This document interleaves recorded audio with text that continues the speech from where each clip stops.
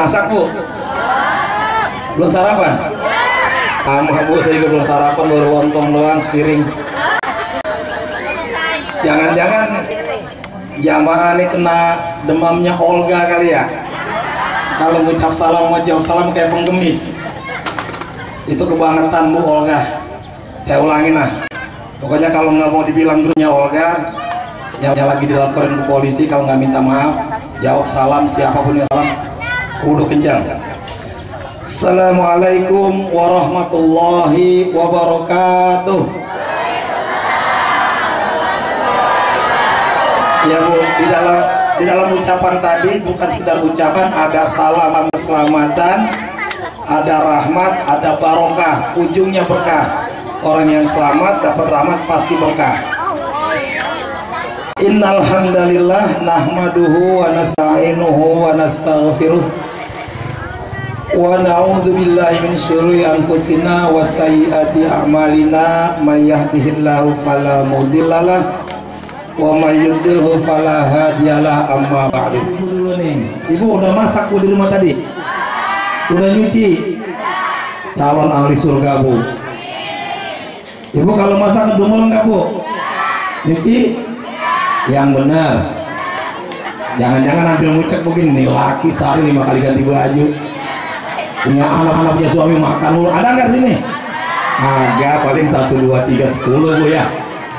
Ibu tahu Bu, dalam sebuah hadis, dalam sebuah kitab tentang wanita solehah, itu disebutkan begini Bu, siapa saja di antara seorang istri yang mencuci pakaian suami dan anak-anaknya, itu Allah akan ampuni dosanya yang paling banyak, sebesar apapun dosanya, sebanyak apapun akan Allah ampuni Bu. Bahkan ada keterangan sebanyak buih yang kita gunakan di dalam mencuci tersebut. Makanya kalau nyuci tuh baknya diumbak Bu, biar busanya naik. Dikatakan dosanya akan diampuni oleh Allah, akan diangkat derajatnya. Itu karena nyuci Bu. Apalagi kalau nyucinya ambil baca sholawat, sahabat jangan di kamar mandi yang ada tempat buang air besar kecil. Kalau tempat kamar mandi yang umum nggak apa-apa, jangan sambil nyuci ambil ngucek nyanyinya lagu Ayu Ting Ting, lagunya Iwak Peyek. Coba kalau yang tadi enakan mana Bu, suaranya Zulfa sama suaranya Ayu Ting Ting? Zulfa. Pantas nggak kalau punya anak kayak gini? Saya kira anak sini Bu. Dari mana Zulfa? Tinggal di Rio. Pak RT 3 urusin surat pindah, suruh tinggal di sini. Saya yang bayarin kontrakannya. Saya baru tumben dengar pas saya tanya dia, hang tua jauh amat pinggir laut. Ya. Enakan suara dia malah punya trio macan. Iya kan? Inilah yang namanya Islam Bu. Ya. Tadi buat ibu-ibu nih bawa latar belakangan. Ibu, kalau ibu nyuci pakaian suami, pakaian anak mau sebanyak apapun, kalau ibu ikhlas, kagak ngedumel, dosa ibu akan diampuni oleh Allah. Itu yang pertama. Yang kedua, ketika ibu jemur itu pakaian, seluruh makhluk di muka bumi ini yang terkena sinar matahari ikut mendoakan ibu yang nyuci. Makanya kalau punya pembantu jangan suruh nyuci, gaji aja tiap bulan. Para istri yang memasak nasi itu hitungan pahalanya sebanyak butiran beras yang ibu masak. Sekarang kalau masak sehari buat sekali makan berapa gelas Bu? 2 liter. Besok buat sarapan masak sekarung Bu. Makin banyak pahalanya. Ini Islam Bu yang ngajarin. Banyak perempuan kagak tahu masak ngedumel, nyuci ngedumel. Ya, ini kalau kita tahu sesuatu yang ada fadilahnya, kan insya Allah kita akan senang melakukan. Kayak ibu dari rumah diundang panitia datang kemari. Sekarang ibu ada di mana? Di pengajian, di lapangan. Di pandangan mata kita ini lapangan Bu, panas, tapi di pandangan Allah ini taman surga. Ada 2 taman surga yang Allah titipkan di dunia. Yang pertama adalah majelis ilmu. Dikatakan, saya mau tanya dulu sebelum saya jelasin. Ibu sholat sunnahnya berapa rakaat paling banyak Bu?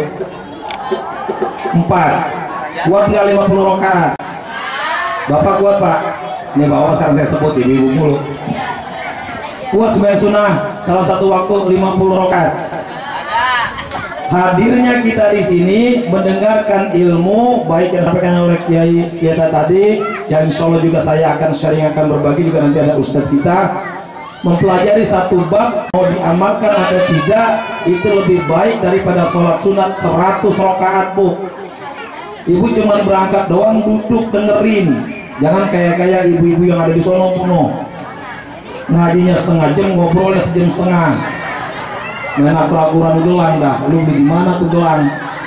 Tiba bagus banget, yang ceramah yang ngobrol-ngobrol. Ketemu di sini nih. Ini tadi malaikat, kalau kita bisa lihat, ini banyakkan malaikat sama kita.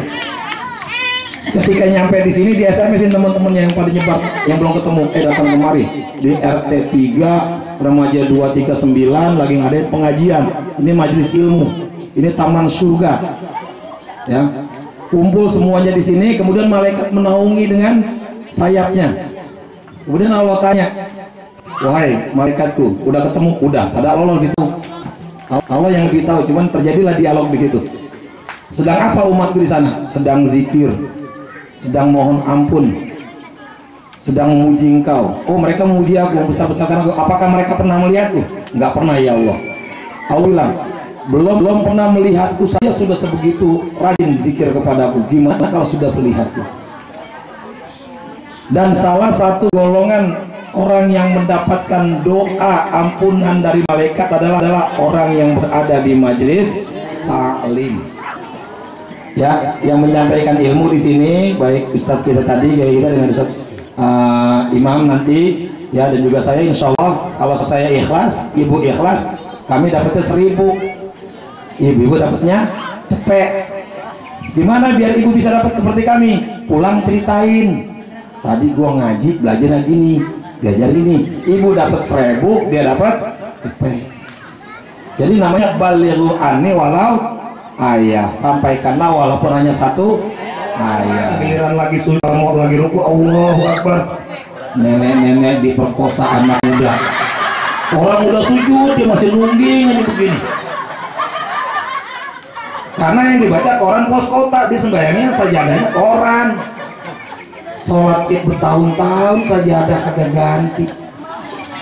Ya, apa orang Islam kayak gitu Bu?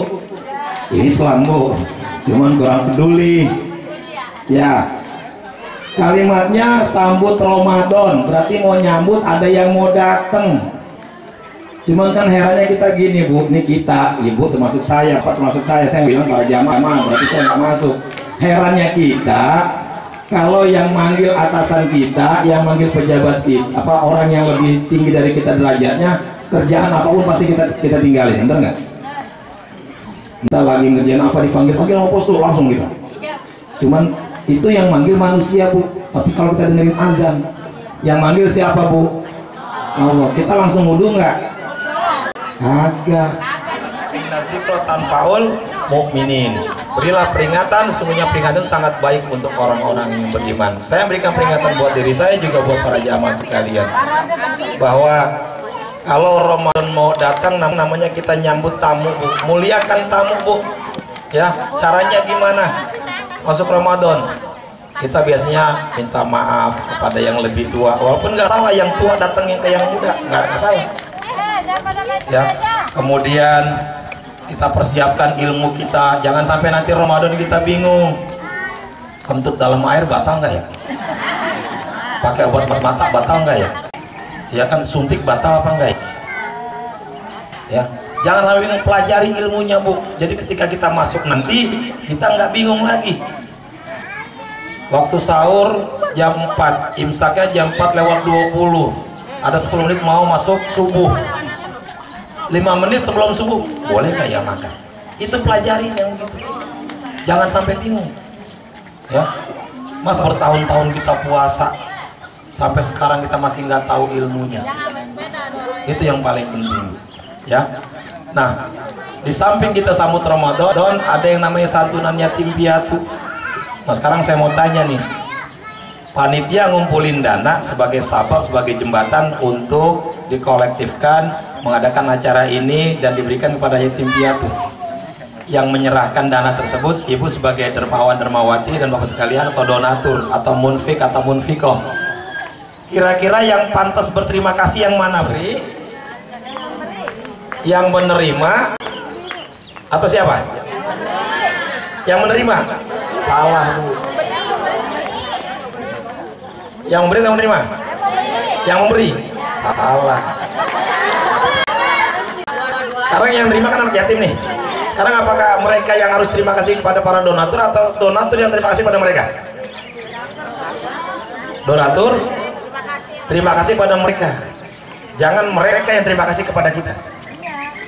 Kenapa? Sengaja Allah ciptakan manusia ada yang kecukupan harta, bahkan kelebihan sampai nyimpennya bingung. Iya kan, di bank di luar negeri diberikan aset investasi di mana-mana, sampai kalau kata orang tuh duit nggak ada serinya, bingung makainya. Ya kan, mau dibuang kemana? Ada manusia yang kayak begitu, dan ada yang sama sekali dalam kondisi kekurangan. Di lingkungan kita banyak yang membutuhkan fuqara wal masakin, orang-orang yang sering nunggu dimasakin. Ya kan, sengaja Allah ciptakan dengan manusia yang beraneka ragam. Tujuannya apa? Bagi para duafa dan kita orang yang mampu, mereka jadi jembatan pahala bagi kita. Kalau semua orang kaya, harta kita mau taruh di mana? Kita mau sedekah kemana?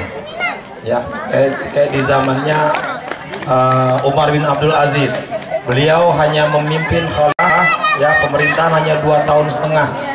Ketika beliau memimpin wilayah beliau, tidak ada yang masuk penjara, nggak ada orang miskin sampai zakat bingung mau diserahin kemana.